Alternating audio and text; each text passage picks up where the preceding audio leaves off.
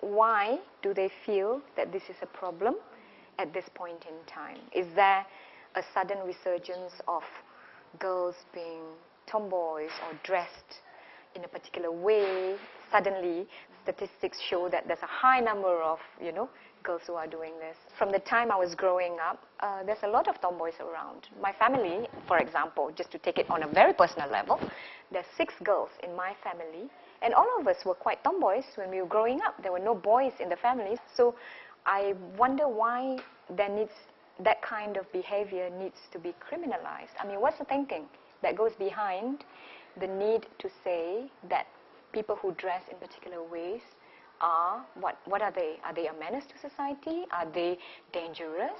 For me, this is another form of regulation with regard to how women dress. Yeah, that's basically what it is. And where do we draw the line? When does dressing up in trousers, for example, become tomboy or pengkit? So, like, how do you define it? If I dress up like this, then will someone think this is tomboy or pengkit? Or how do we decide? Does the trousers have to be this long? Or is it this long? Does it have to be baggy? Can it tuck in or tuck out? Like just little details like that. And I think when you do this, it comes to a point where it will become ridiculous, in terms of the enforcement especially.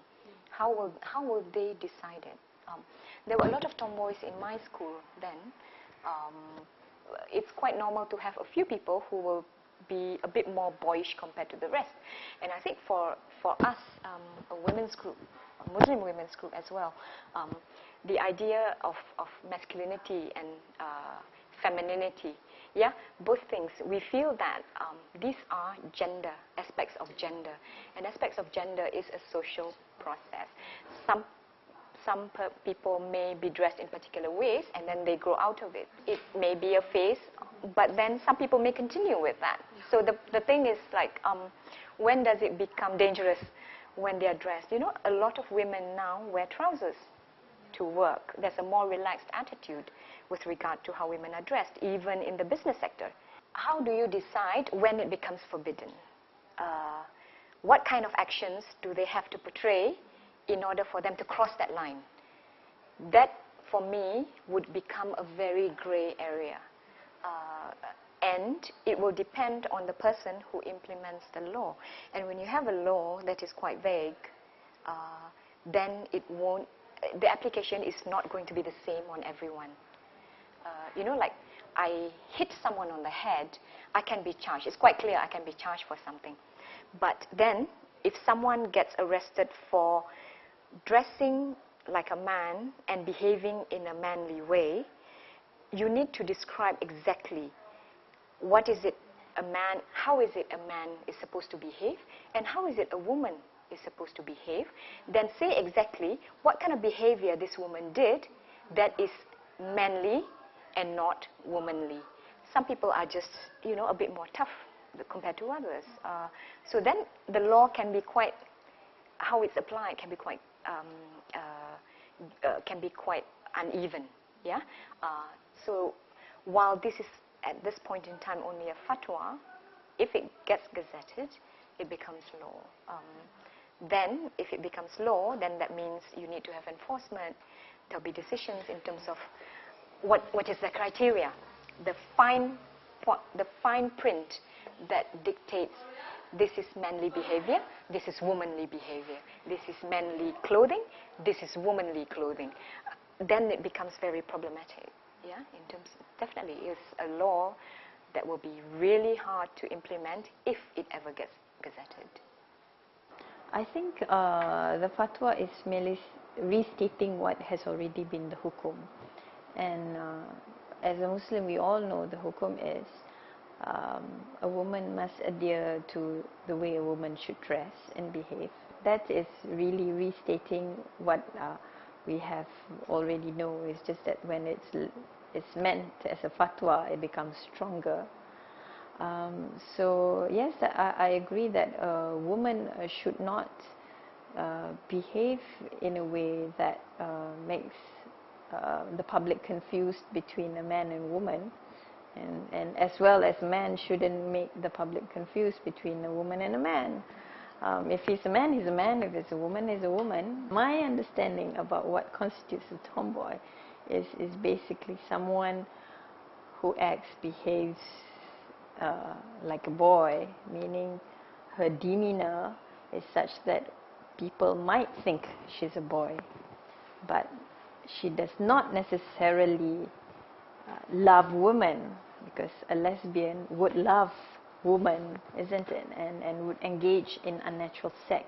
Now that is forbidden as well. The fact that there is a difference between being a tomboy and being a lesbian does not negate the fact that being a tomboy is wrong as well. Being a lesbian is wrong and being a tomboy is wrong.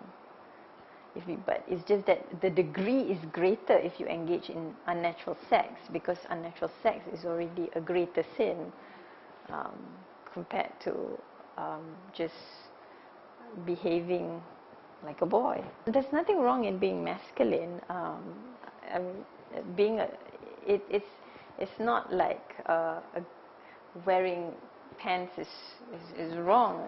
Wearing pants, slacks doesn't make you a tomboy. But I think what needs to be clarified is what constitutes menyerupai lelaki. That's when it's, I think the thing about Islam is that it encourages you to think, you know yourself. It's how you manage that problem. If you have a girl who likes men, but she just doesn't like to dress like a woman, then of course it becomes, from the Islamic viewpoint, it becomes a problem, because number one, if she dresses like a man, she is not covering her aura. Number two, if she dresses like a man, she will also end up acting like one, if she does act like one. So that will cause confusion in society. So what needs to be there really is a support system by counselors, friends, society. I think we have not come to a stage when we would just be very open about things and talk about it. Why do you dress like a boy? Is it just because you like dressing like a boy, or you do have certain unnatural inclination towards your own sex? We've not come to a stage where we've been able to openly discuss these issues. I think when we are more open, we can discuss, and then we know how to try and help the person control these tendencies. I think everything in society is never perfect, but if we have a proper system, and that system is supported well by existing institutions, then we can always try to manage the situation. As a Muslim and as a person who believes that, although I do believe that you should have, to a certain extent, freedom in making choices in life, but if you have chosen to be Muslim and you are Muslim, then you should understand that there are reasons why God has told us. It says that you should not engage in unnatural sex. Therefore, you do not engage in unnatural sex. Although you may sound feminine, but you are not gay, or something like that. You try and restrain yourself. I think if we understand how God made society with so many different kinds of human beings, but God tells us, okay, these are the laws.